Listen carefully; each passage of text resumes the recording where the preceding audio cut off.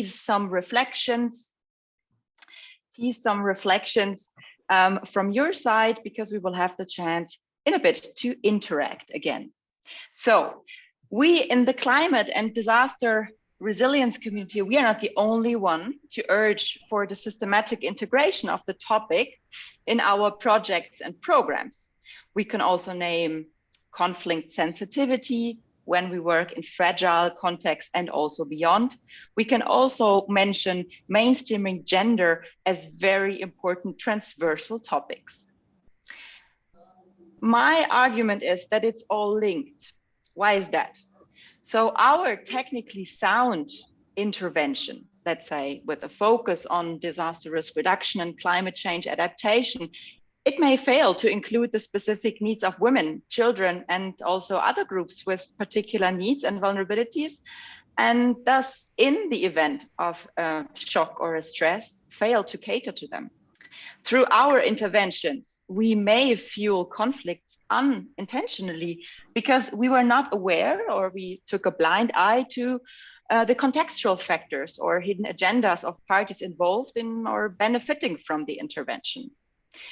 We may have the risk reduction and adaptation potential in mind, but also need to think, who are we endowing with the resources? Who are we providing access to services to?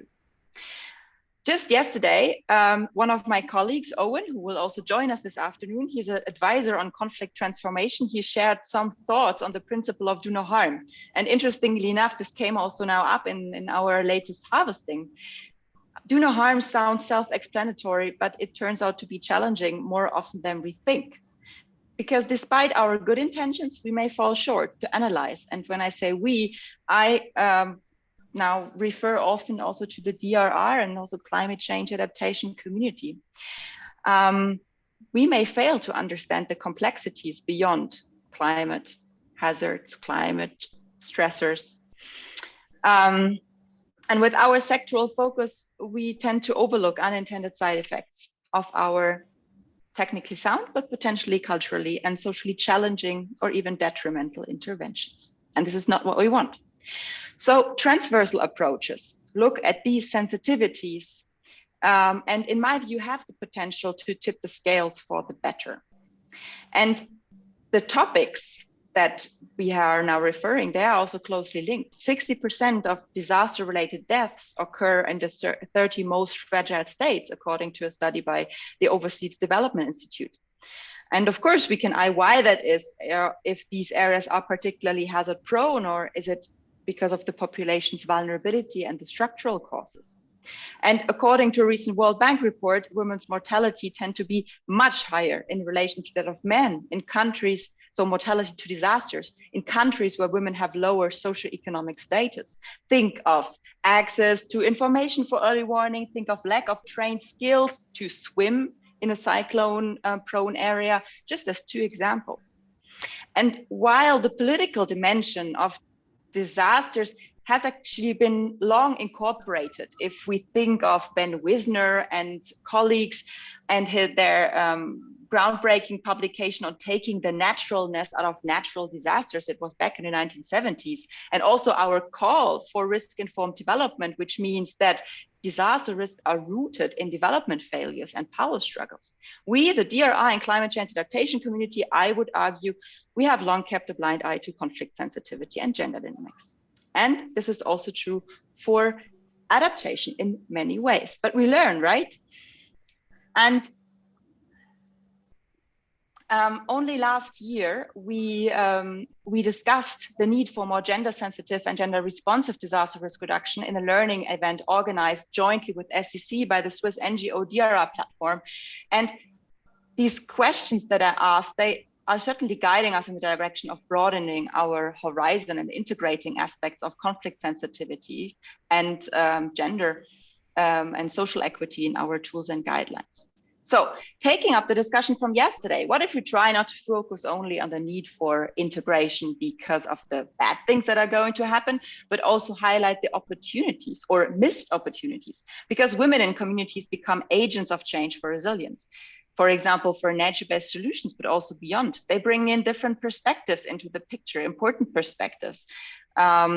And flipping it around, we miss out to make use of their potential contribution and consider women, aged persons, children, people with disabilities as agents of change also in the event of a crisis.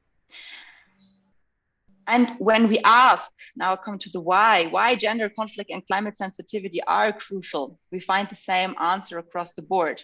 And you can also go to the slide number, which number is it? Number 80 something. Yeah, I see many on it already. 89, I see many on it already, great. If we ask why, we actually can find the same answer across the board. Gender inequality is one of the greatest obstacles to sustainable development, economic growth, and poverty reduction. Nothing undermines sustainable development like disasters. Conflict is the worst enemy to development everywhere. So maybe we can agree that a systematic integration of climate, disaster risk, conflict risk, and gender inequalities is crucial for sustainable development. That transversal topics are not an add-on to development, but an integral part of it. I hope we can. Then why it's so difficult? We have already heard yesterday in our workshop and also from the survey results that mainstreaming is perceived by our respondents as cumbersome, as slow, and it's hard to see the direct benefits because it's so well integrated. So we as mainstreaming practitioners might be competing about on the scarce resources, time and money when we are planning projects and programs. I argue that DRR and climate change adaptation mainstreaming is much more than sound technical solutions. I argue that it needs to be informed by social and political contexts and be sensitive for the impacts that the measures we are implementing and plan to implement have on the social fabrics, potential tensions, and also inequalities. In my opinion, as advisors, we can only benefit from taking a more integrated perspective. Yet I am no program coordinator, I am no country director or a project manager in our partner country, and I do not need to go through a guideline after a guideline for each transversal topic to integrate in my sectoral or cross-sectoral project. So I also understand where this mainstreaming fatigue comes from. But also it's important not to play the mainstreaming topics against each other and rather see our joint endeavor that we stand for. How can we learn from each other? And how can we benefit from each other's achievements, analysis, maybe current drives, current impetus, and also our assessments? These are questions, among others, and I'm sure you might have many more, that I would like to discuss with two colleagues. And now, Corinne and Nadia, it would be great if you could put the spotlight on Jutta and Agnieszka, because we are now entering our dialogue of the transversals, as we decided to call it. And to this dialogue, I welcome Jutta Engelhardt, who is the head of policy and advisory with the Swiss Red Cross, and in this function responsible for conflict sensitivity. And equally warmly, I welcome my colleague Agnieszka Kroskowska, who has been the focal point for gender and social equity with Helvetas for the past 5 years, and before that has spent numerous years in our country programs in Myanmar and Laos. So welcome to the two of you.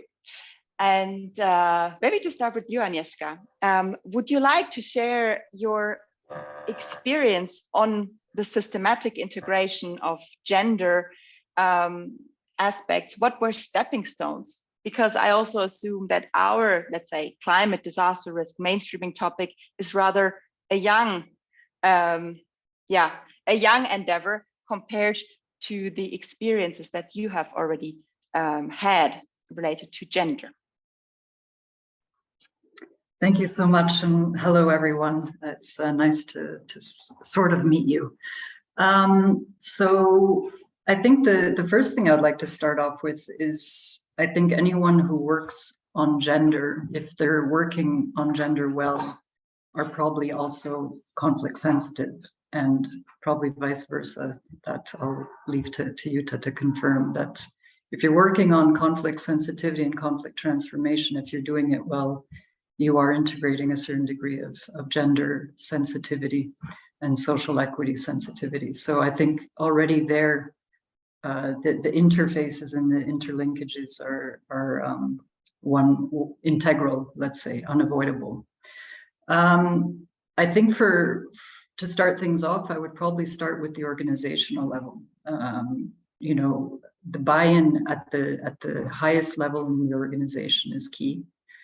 The support at the highest level in the organization is key, because that then gives someone like me the legitimacy and the authority to work with different department heads, different colleagues across our different working areas to integrate gender and social equity in our organizational strategy, in our working area strategies, but also very importantly in our human resources, starting from our policy and practices, recruitment, and so forth, to our codes of conduct, our regulations, but also our capacity development initiatives. So I would say they're extremely important, that whoever is doing mainstreaming has, let's say, decision-making weight, decision-making support. Other aspects are sort of starting with the basics. I think it was mentioned, somebody mentioned buzzword. It goes back to these ideas of checking the box.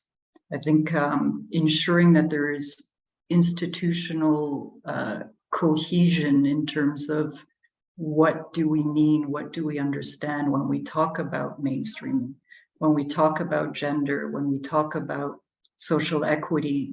We're all familiar with the terms, but do we actually understand the same thing? And what does that mean when we translate it practically into our practices, into our projects? So I think finding spaces to build that cohesion and therefore build understanding and then build capacity, which then builds motivation, interest, and will, is extremely important.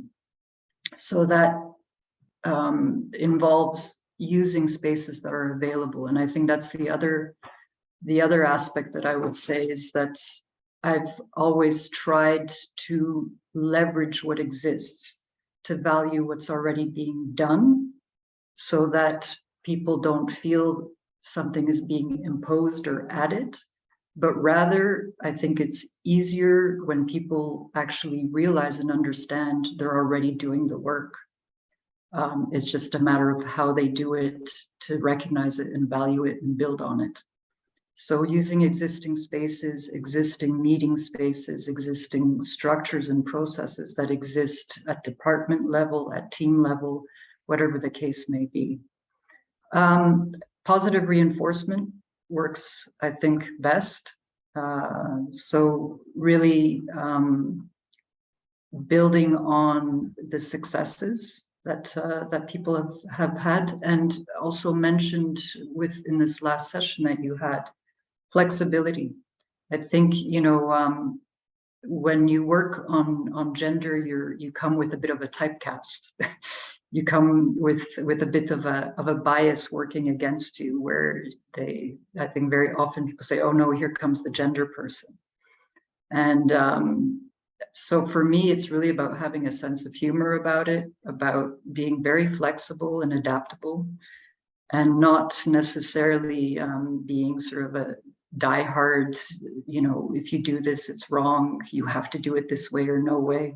So I think really trying to be adaptive to the context, to the culture, extremely important. And as I said, leveraging what already exists is extremely important.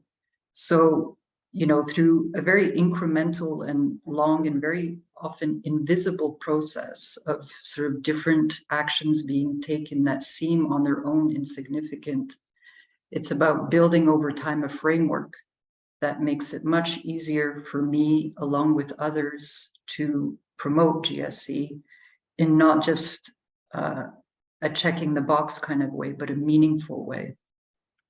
And so that has involved having GSE focal persons. It involves engaging with our management board, our board of directors.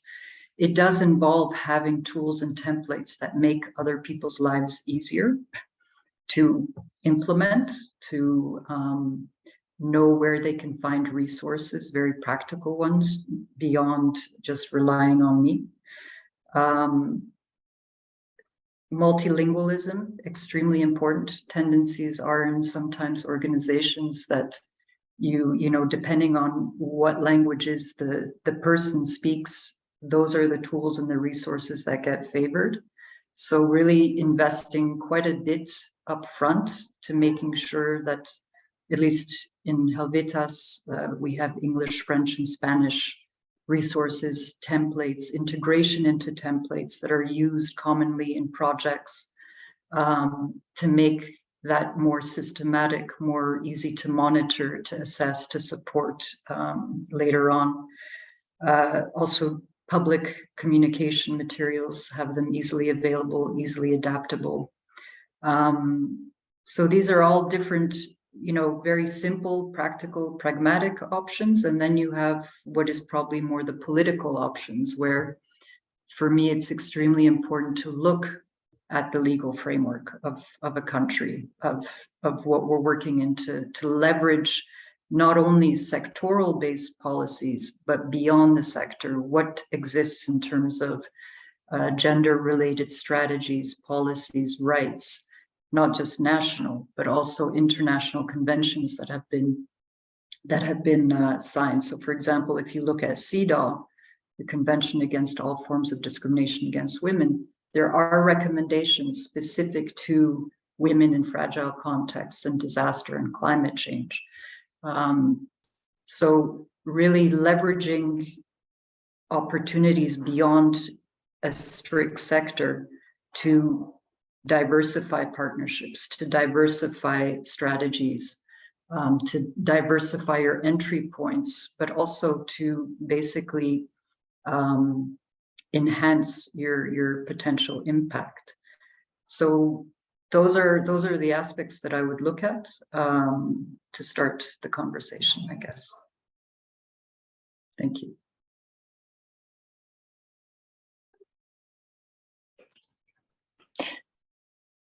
Thank you, Agnieszka. Well, I'm sure many of you have already been writing. Good that you had a pen, as Nadia recommended. Many very important aspects also, I think, that really go beyond the initial thoughts that we might have how to do it, but also already take the broader context and the mainstreaming cake that we had introduced yesterday with the aspects of learning, learning culture, incentives, accountability, and the management buy-in into it.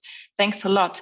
Jutta, what can you share from the Swiss Red Cross, and maybe also beyond the Swiss Red Cross and the movement, how CSPM has been integrated and what benefits are you seeing from that?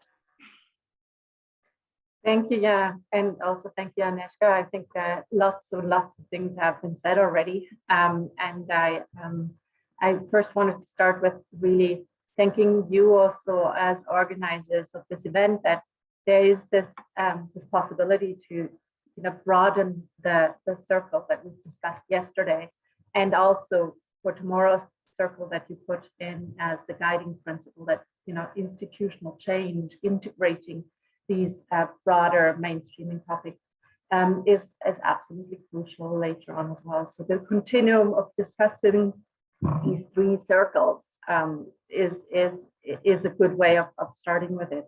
And I would actually like to, before I share some of what the Swiss Red Cross did on its way forward towards CSPM, and I'm not claiming that we're there yet, I would like to start with a tiny little more general reflection, and that is that I really do take the liberty of the following hypothesis. No one in their right mind would deliberately make the decision not to consider conflict, which seems so simple, but it is something that we as a community of people wanting to further development and progress, do think about conflict as being straightforward, something that counteracts our activity. And the game today has actually shown us that putting your beans in the basket without taking the broader transversal theme of conflict sensitivity into account will probably make your efforts pretty futile in the end if you don't invest into conflict sensitivities from right from the start. So given that we are saying no one would openly claim to ignore conflict, we all say that we assess the situation, integrating risk screening. We assume that our programs that are designed bring growth and development to local communities, and that we will help to surmount the conflict that is there, if we already see it in our assessments, and that people are actually hopefully resilient enough to master existing conflict situations with a little help of their friends. And then there's this waking up situation where we realize it's not only the external situation that might already be a challenge, but it's the programming that we bring to the location that will cause more conflict. So that tricky situation is that we then need to know how we adequately deal with the existing, but also the anticipation of what we bring to the spot, and keep the discussion of these conflicts on the agenda while we're implementing, and while we are actually striving for our objectives that we set with the local communities. We need to demonstrate that we are fit to deal with the challenging situations and that we're willing to address the root causes that are limiting our wish to further development on location. So I think all of this is pretty common knowledge, and still we then again struggle with keeping the focus on that very important environmental factor, namely keeping conflict or potential conflict in our own behavior on location when we implement. We claim that we address vulnerabilities, that we are sensitive, and that that we actually are conflict smart, if I may borrow vocabulary from climate change, so that we are not only conflict aware, but that we actually act in a conflict smart way. The core intention is that we keep people safe. We want to keep them safe from tensions, we want to keep them safe from conflicts, and we want to keep them safe from violence. But no matter where the tension and conflicts are hidden, sometimes it's that the cultural norms and the so-called traditions are blatantly in our face. Sometimes they are very hidden. We need to somehow get to them. So we need to create an atmosphere of trust to actually have them mentioned to us, make us understand what's actually going on. And so we do need a toolkit how we can do that on location. We at the Swiss Red Cross actually started busying ourselves with CSPM, I think, quite a while ago, but then very factual, where we started really revising our own documents and our own toolbox only in 2015. Why did we do that? And I inherited the whole package. It's not my doing. There's two people online today that had great input on this whole thing, and I think that they might also be a good respondent for the later discussion. What did we do? We actually made choices in the interior of the organization. We realized the Swiss Red Cross needs to be fit to rise to the occasion, and we discussed it with our partners, which is always the Sister National Society on location. We wanted to actually be fit for the mandate that we have, namely working in fragile conflict prone areas and support the needs that are there. Meaning that we could also shy away and go for the easy, but we are all set to address the problem. So we really need to know how to do this. So what did we do? We started with looking at our PCM. We started trying to integrate that in the thinking about CSPM already in the planning process. We developed training sessions. We envision that there's peer-to-peer learning through communities of practice and focal point sessions. We also realized what Agnieszka referred to, that it is pretty useless within an institution if there's one person responsible for such a topic. So we need to, next to having that one person that drives the thing, also have other people within all the operational units that deal with it. So far, these people have 5 to 10% of their time to dedicate to CSPM and gender, and that is ridiculous. And I'm working on it, that's changing. It's just not enough if you are supposed to support others that don't have these 5 to 10% in keeping the topic on the agenda and building momentum for the whole CSPM area. We obviously also tap into the resources that the movement has. So all the 192 national societies obviously also have important resources that we can learn from, that we can collaborate with. We've just developed a CSPM training in the IFRC learning platform, and I can share the link later on with you, where you can also, it's an open access platform where you can all go and look at it. It's a three-hour CSPM Better Programming Initiative, how we call it within the movement. It's not called CSPM, but it's called Better Programming. And I think that's quite relevant to understand that as well.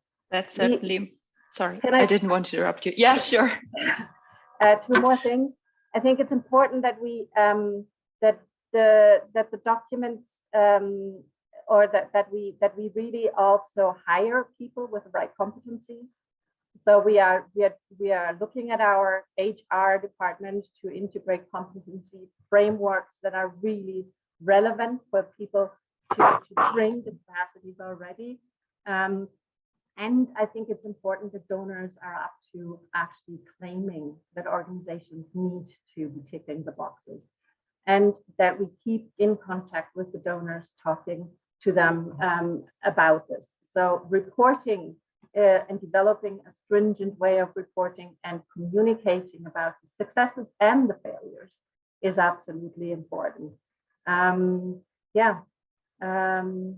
I think that we have still a lot to do, and I'm looking also forward to the exchange that we have within this platform, but also in other fora where we would really need to see to get the topics, the transversal topics, to a scalable level, and make sure that we sort of all pull on one string and share our learning tools and ideas and failures. It's all about learning through failures as well. And that requires trust again, huh? So to also be willing and daring to share failures. Thanks a lot for these first opening remarks, and that were already full and really rich of insights for us. I would now like to hand over to you, the audience. Jutta, may I ask you to mute yourself? There's some background noise. Thank you so much. Yeah, so I would like to hand over to you, the audience, because it's not just me who asks questions. I have a lot, but it would be wonderful to hear from you what you would like to know. What are your burning questions? And I understand that we are breaking again into small buzz groups. Is that correct, dear facilitators? Yes. So from what you heard, what caught your attention? What particularly what are you particularly interested in now? You have again 5 minutes in small groups of around 3 people. And if you have a thought or a question to share, put it on slide 91. And then we will come back, and Agnieszka and Jutta, you can stay here with Jana. You can observe what the questions that come on slide 91, and then you can weave that into your discussion afterwards. Mm-hmm. So enjoy your exchanges for 5 minutes. This meeting is being recorded. Okay, everyone's back. It looks like it, huh? Yes. Okay, wonderful. Thanks so much for all the questions. We had a chance to have a look at them. And I find indeed a lot of questions that look at how can we combine these transversal issues concretely, not just in theory, but also concretely. So I don't know who of the two of you would like to take the question. So there are different ones. For example, how to integrate CSPM, gender, etc., if this might lead to non-compatible results or also conflicts of interest or outcomes. It's still moving, so. And maybe second question, a different one. How do we make people interested in cross-cutting issues without the mainstreaming fatigue? So who would like to take these two randomly selected questions, or one of them?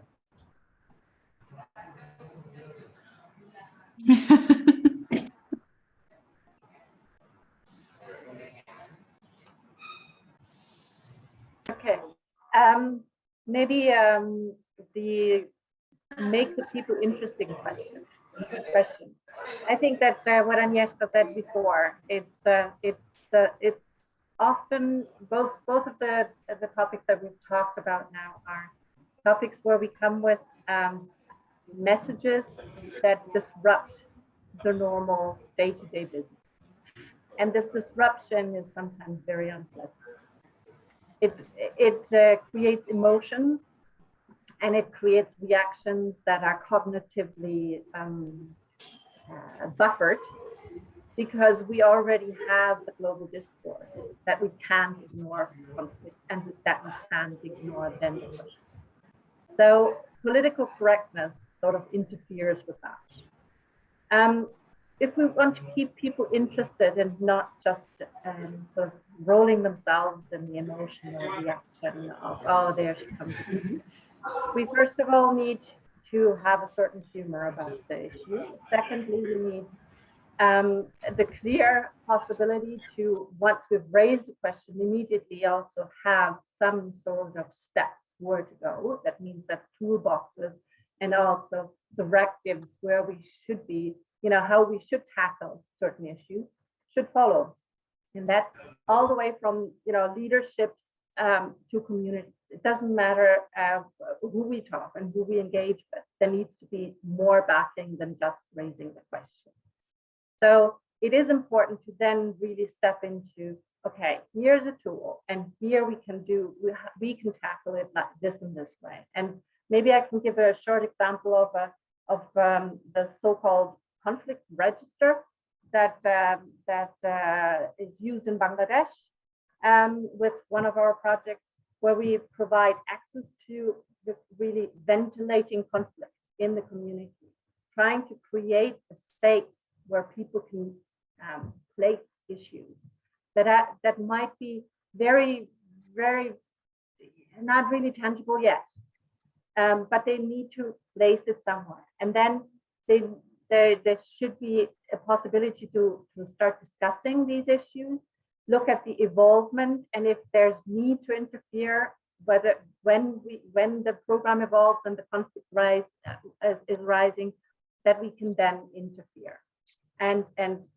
with an intervention that is conflict sensitive. We need to also monitor these things and make sure that we do the learning and also communicate back to the community about this. not only keep it to ourselves that we've taken things out of the community for our learning, but we need to also involve the communities where we work with our partners. So I think that's all I want to say about keeping people interested. It's the hands-on stuff that we need to deliver. That's our task in the end. I hand over to Agnieszka.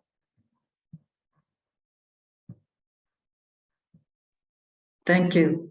I would just only add, I think it's been said, the sense of humor, the not coming in with sort of what you have to do, but rather valuing what is already being done. So all the positive reinforcement, I think also really important is ensuring that those mandated as focal persons don't feel alone. So not only about building shared ownership in the teams they work in, but helping them feel supported, valued, recognized, not only bilaterally, for example, in the coaching that I'll do, but also very publicly, where I'll promote someone's good work on our intranet space for the entire organization to see, and things like this to really give them some weight in what they're doing. I think it's also been said, keeping things simple. Less is often more.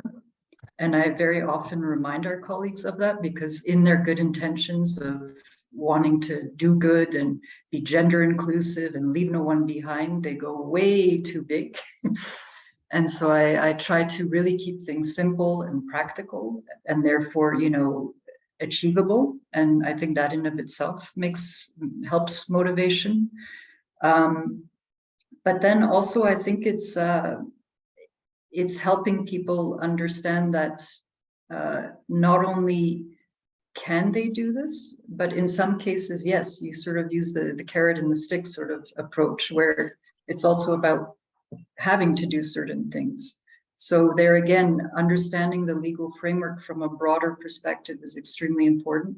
I think also knowing your donors is extremely important, and leveraging things, instruments that donors have for better and worse, that impose certain things on us. So, for example, those of you who might be familiar with gender policy markers, that's a bit of a requirement that I can use in certain situations. And then I think finally and ultimately, it's also about how I advocate internally or with partners, where it's not always about gender rights. Using explicit and only rights-based advocacy doesn't work, depending on the context we're in, depending on the stakeholders we're trying to convince, be they internal within our own teams or external among system actors and whatnot. So whenever I know I'm going to engage with someone, I think about, well, what's in it for them? Why should they care? What mandate do they have that I can leverage and adapt my approach for this to make sense to them? How can I be useful to them versus a burden to them? And so that's a bit how I try to approach things with colleagues internally, but also in the support I provide to our colleagues when they tell me, okay, we have this that we need to do, how can we do it? I say adapt your advocacy and adapt your approaches to the stakeholders involved. Wonderful. In my eyes, this was, or in my ears, that's a very inspiring conversation, and I hope we can use the upcoming, is it half hour, to further deepen it.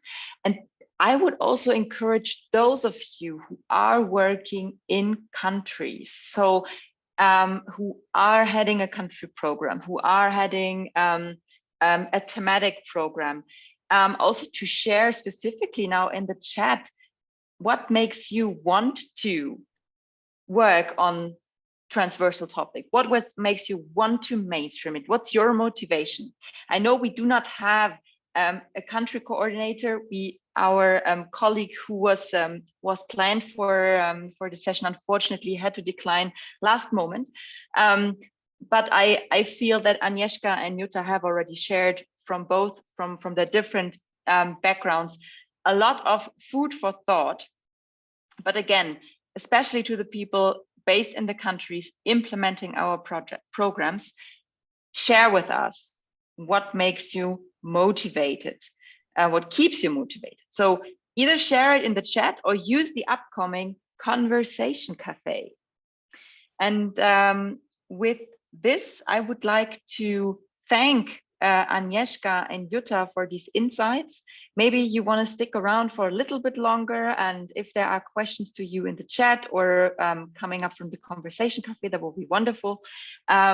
Anyways, thank you for this good half hour with you, and I'm also glad to continue the conversation.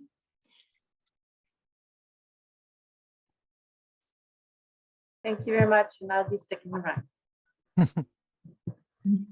Same here. Thank you. Thank you. And with this, it's time for a coffee, tea break, lunch break, whatever break. Energize yourself, move a little bit. We will meet again in 15 minutes. In yeah, 15 it's minutes. 14:20 Swiss time. Huh? 15 minutes. 15 minutes. And as already announced by Jana, you will be in conversation. No input. You are the ones talking.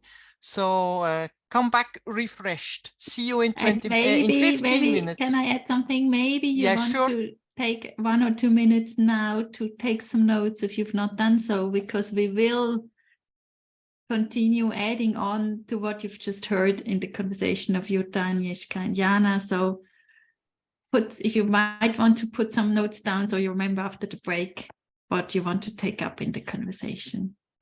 And you can do this with paper and pen while preparing a tea or a coffee. So Exactly. get away from the screen. See you. I'll see you back in 15 minutes.